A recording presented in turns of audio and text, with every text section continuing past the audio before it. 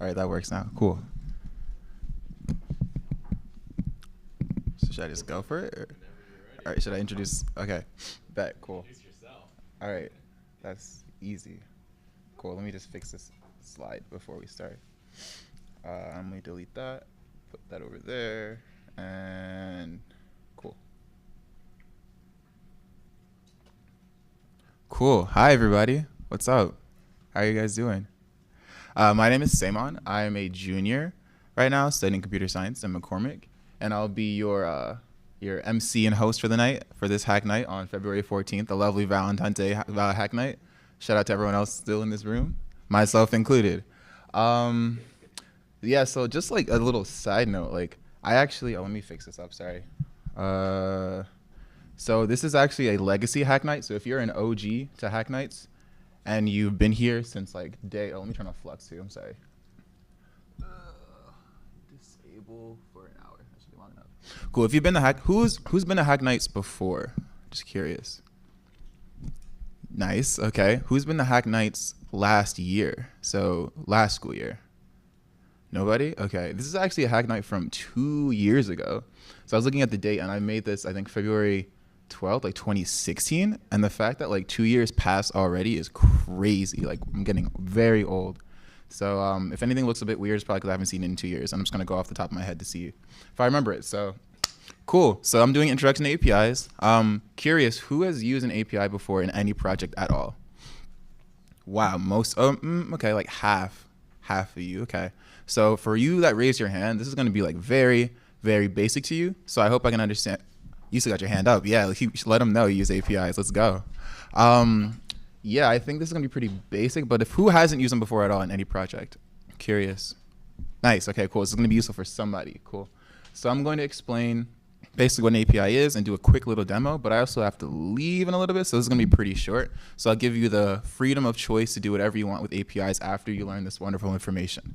I'm gonna lift this up because this is a bit tiny. Cool. All right, cool. Can you still see my face? All right, cool. So, excuse me. So why do we care about APIs? Just right off the bat. Because of data. Computer science is all about just moving data from one form to another, basically. And data is important to any project you build. Facebook makes millions off of their data, billions, I think, actually. Google makes so much money off of data. They're probably getting your data right now and selling that to someone else for money as well. So data is very important. So why do we care about data? Because it makes our lives easier. APIs can add functionality to your applications that you would have to basically code yourself and build from scratch. And other companies are leveraging their services and I guess things that they own to let you use it for very, very marginal cost. So for example, let's say you wanted to build an application that took longitude and latitude and returned back GPS coordinates of, oh, that's actually the same thing. Let's say you want to build an application that took GPS coordinates and returned back the city name of where that coordinate is located.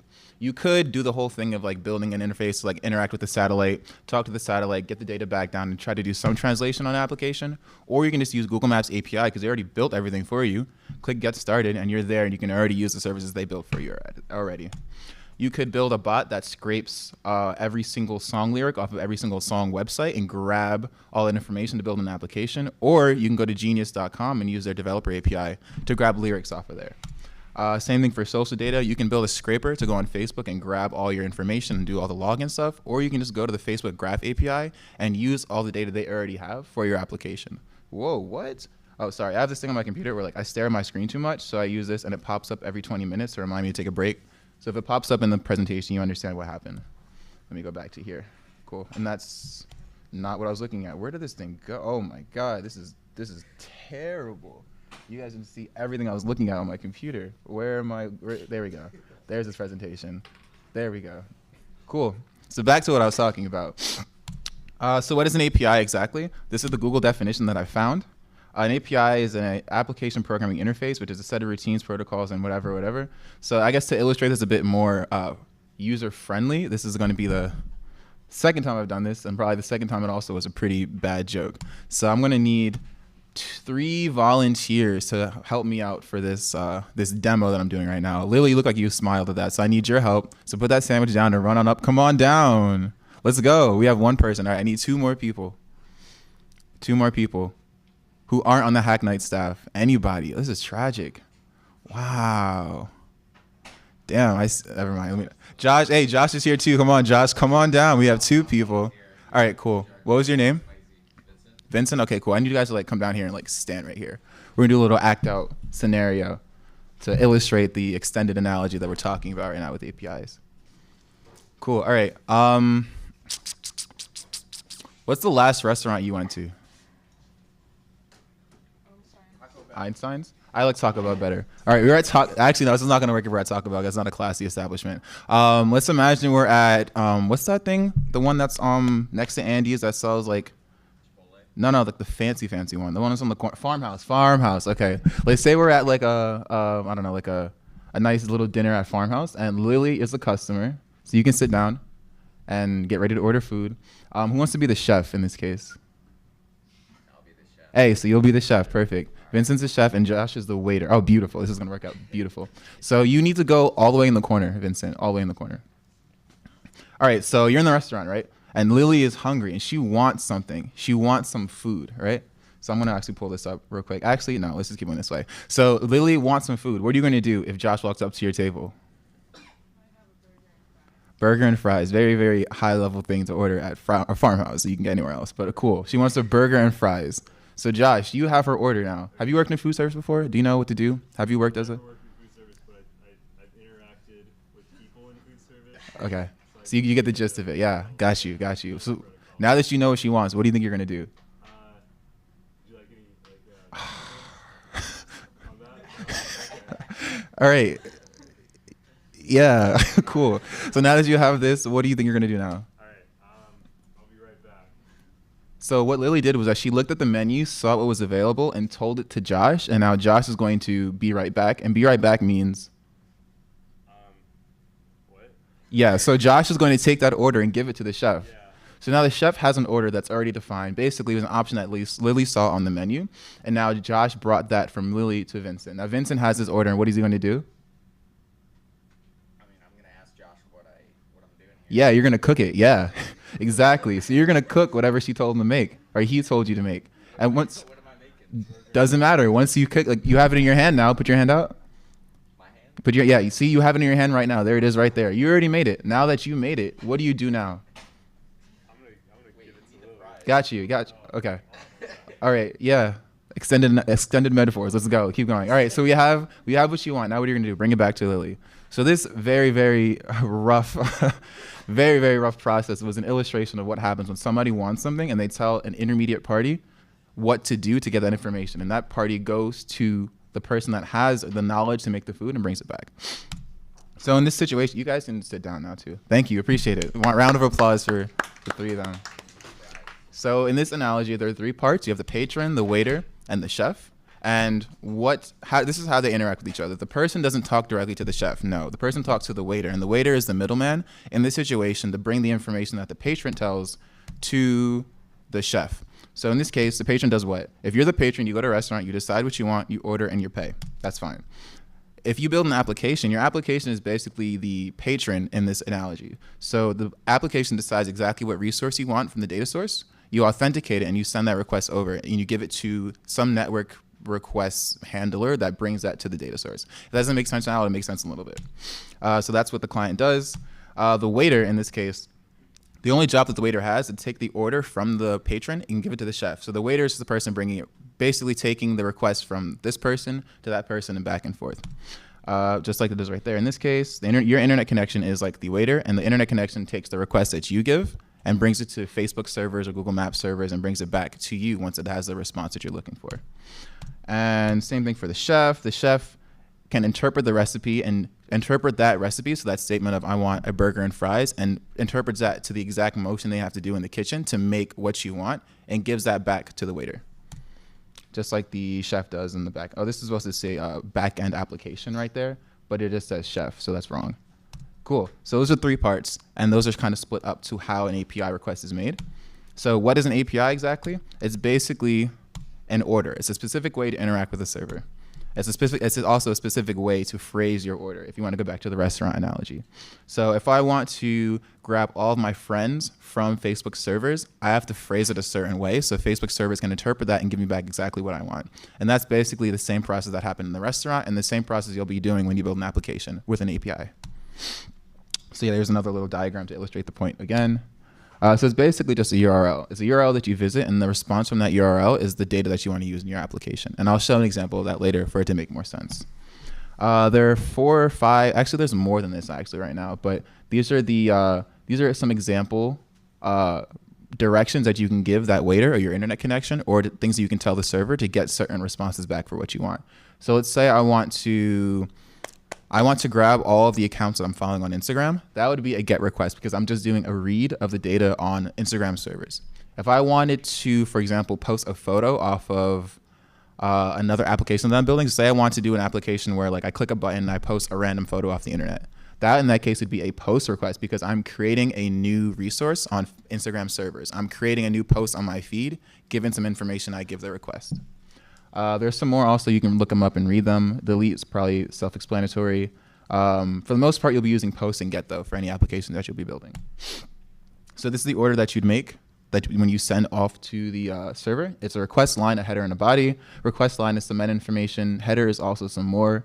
Request line is the get, post, put, things I was talking about before. Header is some more meta information like your IP address, where you are, things along the lines of that, which don't really matter until they matter and you can't figure out why.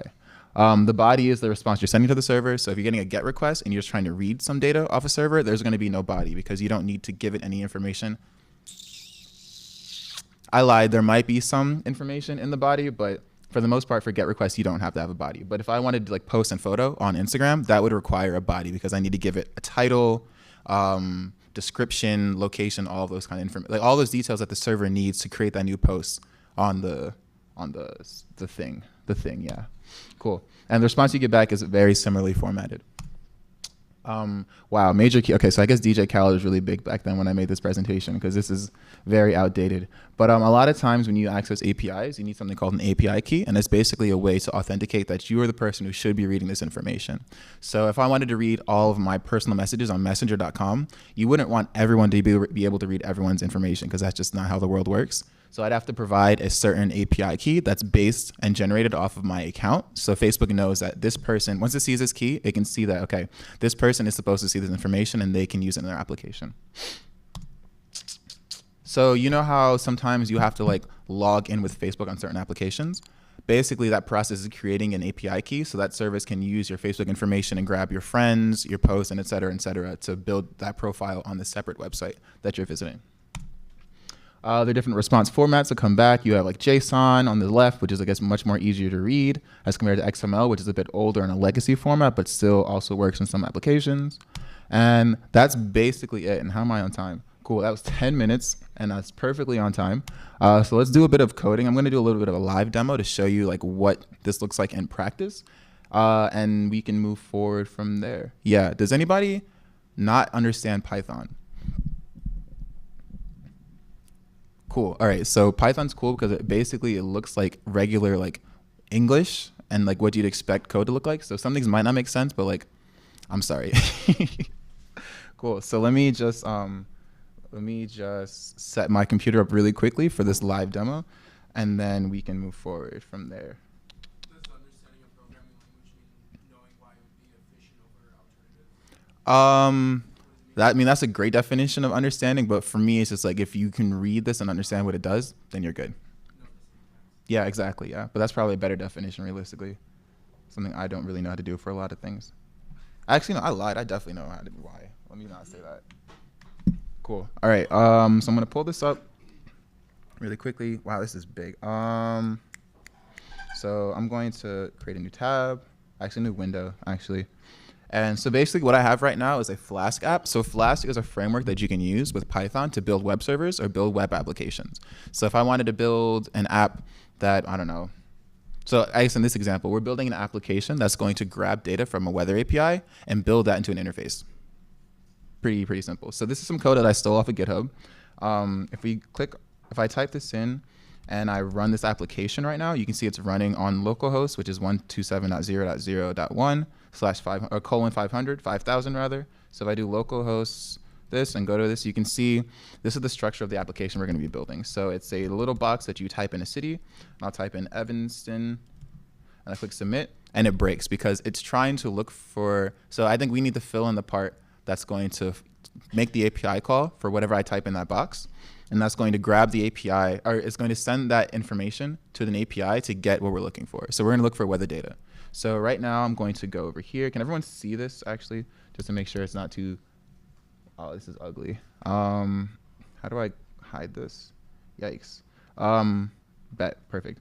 Cool. So everything is basically set up where like all we have to do in this case is return back the API data from this API right here. So it's very, very simple and very, very bite-sized, and we should be able to finish in 20 minutes. So let's see how far we get. So running this right now does what? It gives me an error because something doesn't work. But the first step we have to do, and the first step with any API that you, can everyone see this? Actually, by the way, can anyone not see this? Raise your hand. Cool. Okay. So actually, maybe just move this over because we don't really need to see this. So the first step you really need to do with any API project or any project in general is just understand what you're working with. So, and with APIs especially, you have to understand the exact like phrasing you have to make URLs and the exact details you have to give it so it can do what you want. Move this over this way. So I'm going to, this is the URL we're using. So it's the WeatherBit API. So I'm just going to go to the regular homepage and see what comes up. So a little bit of documentation search. Oh, what? Oh, let me try doing this. Weatherbit.io. Cool. All right. So this looks fine. Resources. Let's go look at the API documentation. So I know this probably isn't the best hack night to have just reading documentation, but it's going to be important. So let's grab the current weather API. So we're looking. All right. Base URL is this. So this is the base of where all of your requests are going to be made off of. And there's some things. So a key is required. So you have to give it an API key like we were talking about before, which means I probably have to sign up for something. You give it a language, and then you give it units, whatever. And now endpoints. Let's see. So perfect examples. So this is what you'd have to give it. And if I visit, if I visit this URL in my browser, and I give it my API key, which I'll grab from right here, you can see that I get the data that I was looking for. So it's the weather data for Raleigh, North Carolina, and my API keys here. So given this URL, the WeatherBit API or the WeatherBit servers knows to take this URL and return back the response I'm looking for, which is a JSON data, which is just basically like an object of the data that I'm looking for in this case, which is the weather for the city. Does that make sense? Anyone lost any other questions so far before we keep going? Cool. All right. Nice. So given that we have that, we can, let's see. So I'm just going to, so right now we're using the Python library called request, which if you make any Python project using APIs, you should be using this library because it's very, very useful. So to give you an example of what it looks like, I'm going to just run Python, and I'm going to do import. Can everyone see this? I'm actually going to slide this over as well. Import request. So now I have the object here. And if I do, let's see, R, so the response, so API response equals requests dot get, I believe, and I give it the URL. So we'll go back to this URL right here. I'll grab this and paste it in here. If I run this code, API response is, so you see response 200. So each API call that you make has a different response code. And given the response code, you can understand what happened when that response went to the server and came back. So we see a 200 in this case, and I'll just do API response dot status, I believe it is. Nope, that's not it. Well, it's something. You get it somehow. Well, looking at the 200 shows that the API call was successful. So if you see a 200 response, that means everything's okay and everything's good. If I do something along the lines of API response equals that, and let's say I mess with this API code and do some stuff here and press enter. Oh, that didn't work. Yeah, let's say I just mess up my API code and I press enter.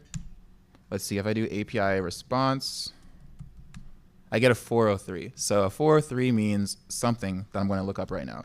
API response codes. You can look and see that there are a bunch of codes that you can get, and this can help you debug what happened with your request and what went wrong, what went right, what you should fix. So I'll just look and see. So yeah, so 100 is informational. I've never seen one of those in my life. 200 is success. Those are good. 200s are always good. 300s are redirections, are a bit more complicated. 400s are normally errors, and 500s are also errors. So this means that you messed up. This means that the server messed up. So if you see a 4 or a 5, you can understand what happened. Yeah, so going back to this, I can just do the correct response. And if I do API response.json, I get, oh, that's the bad one, sorry. This should be the good one. API response 403. Okay, let's see what messed up. If I do this, 200, okay, that's good. And if I do .json, you can see I can get what I was looking for, but in code format. So this is a JSON object. The same thing we saw in the browser, we just have in code now, so we can do something with that in our application. So going back to our weather app, we want to, let me just copy this line right here so we know we have the response we're looking for. I'm gonna grab that, cool, grab it and paste it here. But in this case, you see that we have a hard-coded city and we want to change that. So right now I'm just going to make this a variable, and in the function that, in the code that I'm working with right now, you can just pass in a city right here, and this is going to be the response that's given from that input box from this site right here. So whatever I type in here and press submit is going to be passed into this function right here, and this is where we're going to make our API call. So I'm going to just throw that dot format city in there, and that should be good. So now when I call this, it's just going to call that same URL, but with our new city. So if I go here and I go back to this call right here and I just type in Evanston, and I press enter, this will do the same thing, but just for the new city. So this is our variable that's changing each time we want to do something. So America, Chicago, this looks good. Yep, this is us. How cold is it today? Okay, I can't find it, but it's somewhere in here. 5? Beautiful. I love this place. It's cool. So we have that. We have the response. That's all good. So what do we do now? Let's just return API response.json. And let's see what happens. So if I save this, and I hope this works. If it doesn't, I really don't know what to do next, because this should be it. But this looks different than what I wrote before. So if I run this and I save it, and let me restart this Flask server, exit, and I'll just do, where are we at? How do we, oh yeah, restart it with this. So I'm restarting the server, and I go back here, and I refresh this, and I type in Evanston. This should work. And it doesn't. And now this is the fun part of figuring out why it doesn't work. Module has no object, JSON decode error. Well, in this case, what do you do if you have an error? You go to the documentation. So I copied this code from GitHub. So let's go to GitHub and find out exactly what that person did so we know how to fix this. So I'm going to go here, go to my app. I'm going to go to the place that I grabbed this from, and I'm going to paste this in here. Now let's see. What did this person do? So in there, ooh, is this a different one? So did I just lose what I was looking for? Yeah, so this is actually a different thing that I was looking for. So I'm just gonna do some searching real quick of what I was looking for. Weather GitHub. Keep in mind this if you have any problems on a CS homework assignment. Let's see. Yeah, it's looking pretty rough for this right now. Let's see if I can find this here. Anyone have any questions while I'm trying to flounder for this answer? Nobody? Anyone excited to use APIs now? She had a question. Yeah, question. How does the API know, like, if there are multiple cities with the same name in different places? How will it choose? Yeah, so I think that's the person that made this. That's funny. So that's a question that would normally be documented in the API documentation. So we can check and see just while we're waiting. Does it say anything about? Yeah, so I don't know. I guess that's all down to the implementation that WeatherBit decides on their end. But that's a good question.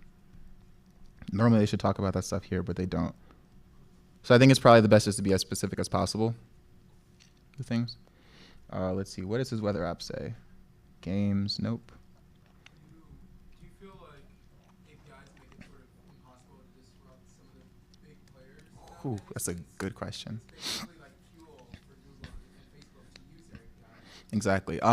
So it's actually an interesting case study that when Facebook was first growing up, like when they were first starting off, the whole like login with Facebook was a huge play for them because basically people are creating accounts based off of the Facebook account. So like every single service that uses that bases their account profile off of Facebook. So it's a smart business tactic if you want to like really like solidify your place in the market, but things always change. So I'm not sure. It's a good question. I think it is a way for like, I think it makes it hard for other services to do that because people are basically locked in at that point. So those websites are kind of locked into the Facebook authentication now because people like to give you an example, I have an account on some service. I wanted to deactivate my Facebook a while back and I did that for a bit, but like I couldn't log into Airbnb because they're so tied into like Facebook authentication, which is kind of annoying, but also smart on their end because they need to make money. So there are trade-offs to it, but I guess the main way then to disrupt them would be instead of like following the value of data, you would have to follow the value of user experience and functionality. So you would steal the data using the API and then steal the users. yeah. Stealing is also cool. If you want to talk about this later, and I say later even though I'm leaving, but there's some pretty cool applications of like blockchain, like basically like decentralizing data, so like companies can own that and like keep their competitive advantage over other people. So we can talk about that later, but that's also another option that's been discussed. Cool, but now we found it. Cool. 11 days ago? Oh, this is recent. This is crazy. Let's see what he did. So got you. So this is the code that we need basically to get this to work.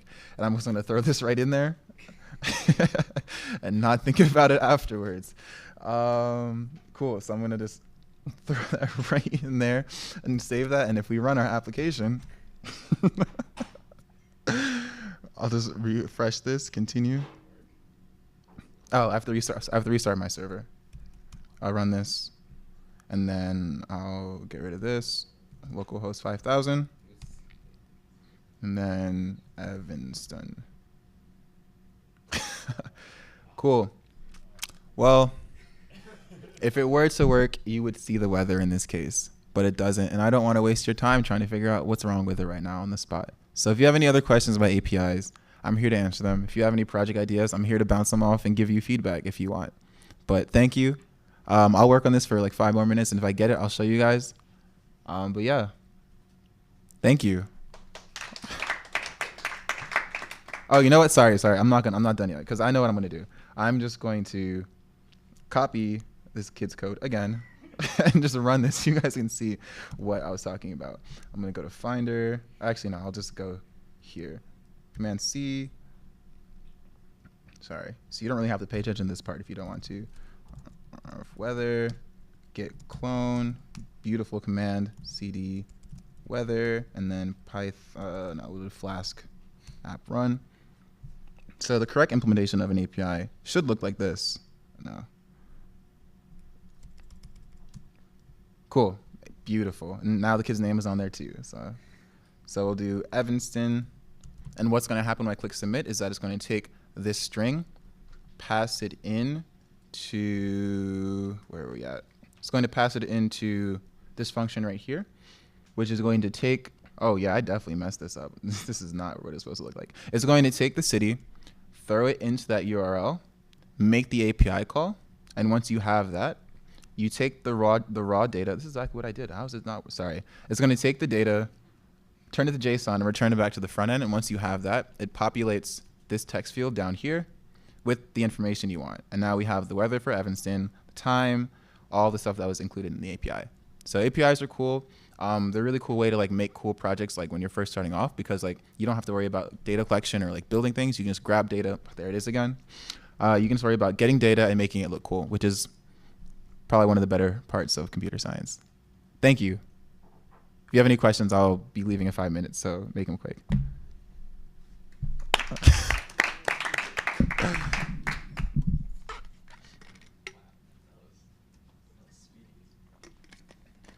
was very quick. I just forgot I had a basketball game today for IMs. Oh, okay, I got you. Yeah. All right. Yeah, thank you all for coming. This is definitely a lot shorter than last week's, but that's fine. Let's give Samon another round of applause. I had some plugs to give, so I'll go ahead and give it now, I guess. So I'm with student branch of IEEE, and we're holding our second project showcase coming up on March 3rd. So if you decide that you want to make a really cool project between now and then using this new API knowledge that you gained, we would love to have you show it off at our showcase. We have a Facebook event. You can go to yellkey.com/phone, like mobile phone, to take a look at the event. And yeah, please apply if you have a project. It should be a good time. Also, I'm getting pretty old, and Lily and Meg are too. So if well, he's not here, is he? So I mean, I would call it. All right, yeah. So basically, we have some seniors. We have some seniors on the Hack Night thing we got going on here. And at some point, we're not going to be able to plan these events anymore. So if you have any interest in continuing what we're trying to do here, one, we'd be really grateful for it. And two, we're going to have a meeting on Sunday at 6 p.m. In the garage, I guess, to talk more about what the future of Hack Nights looks like. So if you are not graduating next year, let me know or come talk to me, and we can loop you into the discussion. Thank you so much.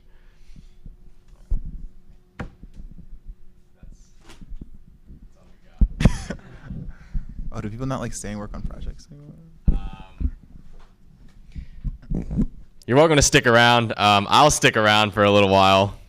So if you have questions about a project you're working on or something, or I don't know, does anybody have a project they'd like to show off right now? You're welcome to do that too. That was the original intention of Hack Nights a long time ago too. Yeah, you got something? No, I was working on Twitter API today to do some sentiment analysis for this, and I thought this would help. Yeah, but oh, hey, Questions? Do you want to talk about something? I understand. we appreciate any feedback, for sure. Okay, well, yeah. I mean, we have this room forever, so you can stay here if you want. I'll stick around. If you have course advising questions, we used to do course advising for Hack Nights. We didn't do it this time, but If you have any questions at all about anything, yeah, literally anything. I mean, you can talk to us. Yeah.